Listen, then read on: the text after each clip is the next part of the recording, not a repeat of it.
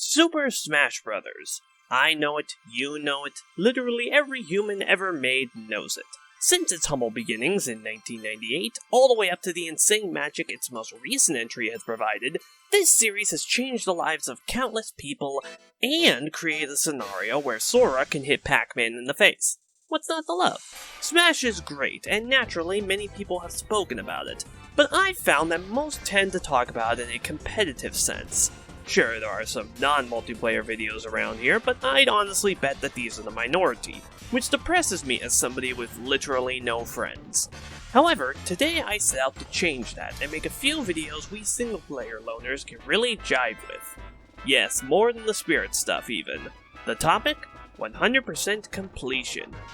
Yes, as hard as it may be to believe, Smash does indeed have collectibles, and it is possible to grab them all and 100% complete the game. Since I don't have friends, this is my preferred method of playing these games, and it sucks that there aren't any full 100% video guides out there. Sure, there are videos about individual achievements or some major unlockables like characters and stages, but nothing that covers the whole slate of things to do all at once. So I, and my rudimentary video creation expertise, have decided to join together once more and give you a series of video guides explaining how to 100% the Super Smash Bros. Series, and get the sexy gamer cred needed to attract the ladies. Before all that though, let's talk about our subject for today.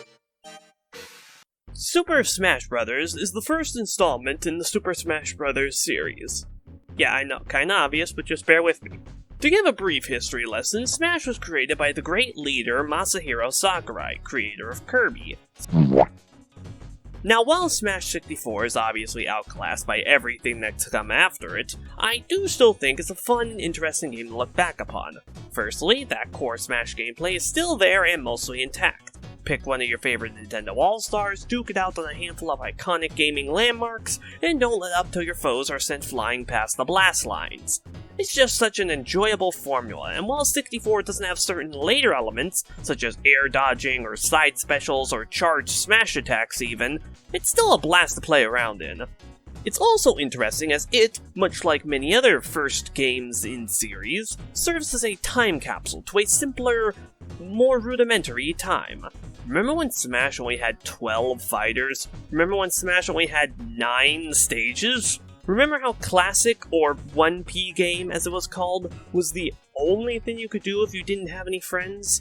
Oh sure, we take stuff like a 90 fighter roster and zillions of additional modes for granted nowadays, but back then, Mario punching Sonic in the face was unheard of, and characters like Sora and Steve hadn't even existed yet.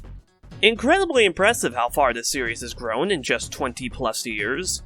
Anyway, like I said, Smash 64 is the most basic of the series. There's 12 characters and 9 stages, and only a single-player mode, aptly named 1P mode, which will be broken down a bit later. Just know that while it is a neat bonus, it's also rather boring, even compared to later classic modes, since this mode has literally no variety or variation, and you'll fight the same series of enemies every single time, even if you unlock some characters or stages.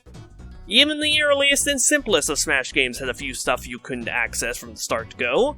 Most of it is tied to the 1P mode, with some other items requiring some versus matches. Luckily, there's not a lot of stuff. In fact, if you're really good, you can unlock it all in a day's time. We'll start with the characters and stages, which I can only assume are the main unlockables that everyone cares about. Smash 64 has 12 characters in total, 8 available from the start, and 4 to unlock. The starters are Mario, Donkey Kong, Link, Samus, Yoshi, Kirby, Fox, and Pikachu, while the unlockables are Luigi, Ness, Captain Falcon, and Jigglypuff. Jigglypuff is the easiest of the bunch to unlock. To get her, you must complete the 1P game by any means necessary. You can play on any difficulty with any number of lives, and as long as you need to, so long as you just punch Master Hand at the end. There isn't really a strategy to this, just select whoever you're best at and play on the easiest difficulty. Consider it training for the later challenges. Captain Falcon is the next hardest, quote-unquote, requiring you to complete 1P mode in under 20 minutes with no continues. This means the 11 main rounds, excluding the 3 minigames, must be beaten in under 2 minutes on average. Again, playing on very easy as a character you're moderately okay at, makes this pretty darn easy. That said, do try playing as someone different from before to unlock both Falcon and Jigglypuff, as you'll need to be 1P mode as the 8 starters for something later anyway. Ness is the hardest character to unlock, requiring you to be 1P on normal or higher with 3 lives and no continues. Seeing as this is easily the hardest challenge of the 4, let's break down 1P game a bit more deeply. This mode consists of 14 rounds, and you'll take them on in the exact same order no matter who you play as or when. It's Link, Yoshi Team, Fox, Break Targets, Mario Bros, Pikachu, Giant DK, Board Platforms, Kirby Team, Samus, Metal Mario, cause I guess they just ran out of characters, huh? Polygon Man's Deformed Bastard Children, and Glover's Revenge.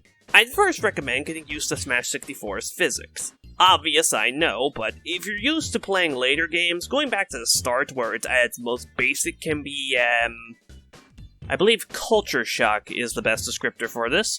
After you get good though, the fights aren't much to worry about. Normal is the middle difficulty, so the AI is only moderately competent. The 1v1s with Link, Fox, Pikachu, and Samus are fairly straightforward. Yoshi and Kirby's teams can gang up on you, but they are light enough to go flying if hit hard enough. The Marios are fought with a partner, and DK are fought with 2 partners, so those fights are fairly balanced. Metal Mario also isn't too much of a problem. He doesn't tend to attack that much, but he is extremely heavy, so you'll have to hit him very hard and very often to make him go flying. Finally, there's the Fighting Polygon Team, a band of 30 hostile monsters who can and will demolish you if you let them gang up on you. Here is a creative interpretation of this scenario. Naturally, you shouldn't let them do that, though that can be rather tricky. Remember, you've only got 3 lives, so do your damnedest to ensure you enter this fight with at least 2 of them, as you're almost sure to die at least 1 time to these stupid wads. Just make sure you don't do anything particularly dumb before this fight.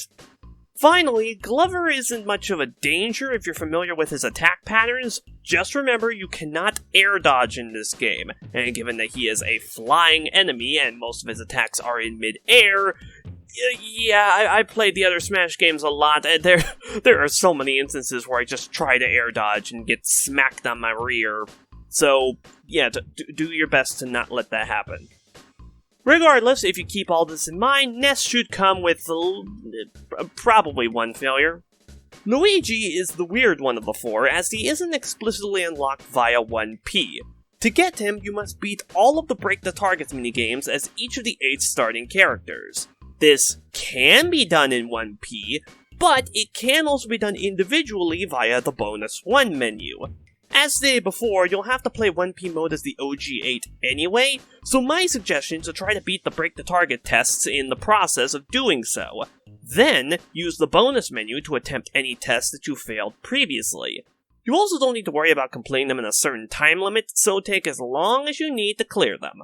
Do that, and Luigi should come very, very easily.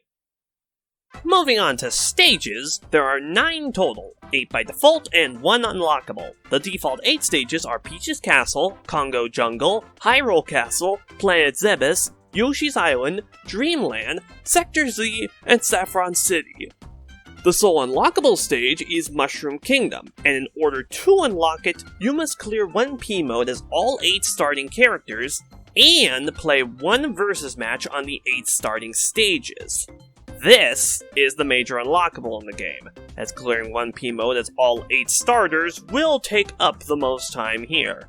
It's not hard, given you can play on very easy, so long as you're not trying to go for Ness, remember. But 1P mode is the exact same for every fighter, so maybe plan on taking a break partway through, or find some friends to tag out when you get tired, else you are going to get so bored you'll feel your brain starting to liquefy and pour out of your ear holes. As for the versus matches, here's a fun little kinda cheat for you. You don't need to partake in any matches. You can have a match with 4 AI fighters, and it will still count.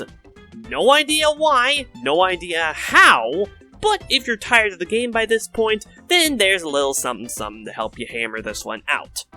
I've also never seen anyone document this, even though I am 100% certain that it is indeed real. So, finally, there are only 2 more things of note to unlock: the sound test and the item switch. The former lets you listen to the game's OST, except the character selection menu for some reason, and the latter lets you adjust what items will spawn in battle.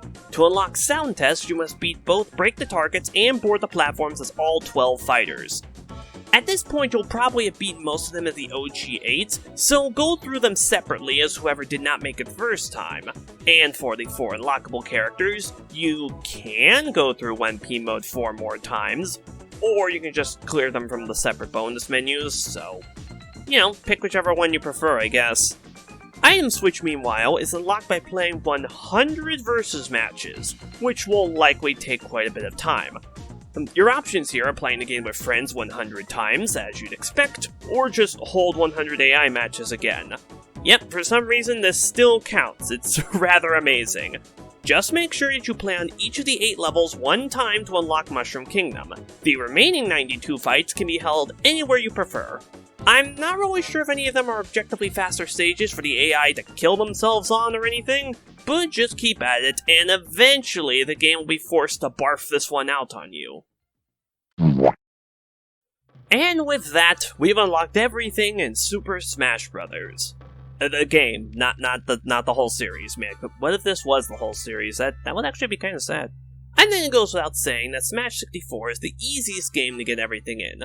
Just play 1P as the OG 8, beat the minigames as all 12, and play 100 versus matches on the 8 stages, and bada bing bada boom.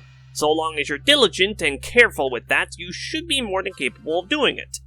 Of course, it'll take some time to adjust to 64's more ancient and primitive control scheme, especially if you played the other games far more, but compared to certain... how shall I put this? Other challenges this series has to offer, this game is a complete and total cakewalk. Of course, that also means there's also not a lot to talk about, so this was really more of a formality than anything. But hey, tune in to the next episode in this series, as we will talk about Super Smash Bros. Melee, the most overrated game in the entire series, and what it asks of the aspiring completionist. And it's... more than this. Much more. Oh god, is it hell of a lot more.